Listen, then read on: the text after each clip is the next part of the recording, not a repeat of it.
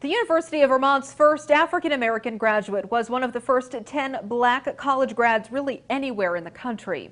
He blazed a trail from New York's Finger Lakes region to the Green Mountain State to Pennsylvania. And his legacy is only being fully recognized now after essentially being ignored for more than a century and a half. The Andrew Harris Commons is an area for reflection, contemplation, and gathering. It was dedicated in his memory this past October. We acknowledge Andrew Harris in a way that says, maybe you were invisible at that time when you were here, because it wasn't the greatest time for him. But now we see you. Once Andrew Harris arrived at UVM from Cayuga, New York, he might actually have been better off had he been invisible. He was listed last on the grade sheets in smaller letters than everyone else, while his classmates were in alphabetical order. He wasn't allowed to attend chapel, which was required of all students every day, and was not allowed to attend graduation with his class. And I can only imagine what that lonely, alienating experience might have been like for him, and that's just not what we want education to be for anybody. Beverly Colston is the director of UVM's Mosaic Center for Students of Color. She thinks Andrew Harris would be pleased to know that his experience of loneliness in the 1830s isn't replicated today. It's a different landscape than the one that Andrew Harris had to face.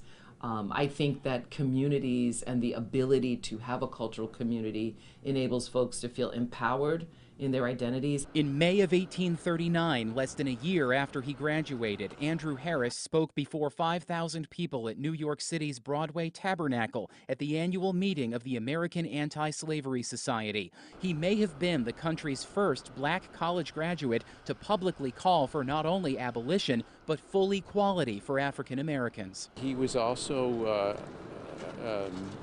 prominent within his community in Philadelphia, and was a leading minister there in what was at the time, the 1830s, early 1840s, the largest community of African American citizens. The main reason Andrew Harris isn't more widely known, he died of a sudden fever in December of 1841 at the age of 27. So what did the namesake of this whole area, the Andrew Harris Commons, actually look like? I wish we could show you. Photography existed during his lifetime, but it didn't enter widespread use until long after his death, and no other images of his likeness, like sketches or paintings, appear to have survived either.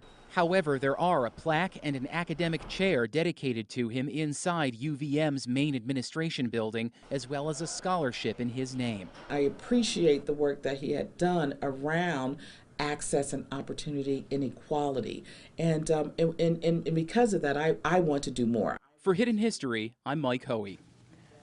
Well, Andrew Harris was forgotten at his own alma mater for more than 150 years after his death, but Jeffrey Marshall, whom you heard from in this piece, helped change that. He's one of the researchers who studied Harris's remarkable story, leading to it being rediscovered at UVM. Mike's story, by the way, just a taste of what you will see later this week in our half-hour-long Hidden History special to honor Black History Month. It is airing this Thursday, 5 o'clock, right here on Local 44, and at 7:30 that same night on our sister station, Local 22. When we come back, a much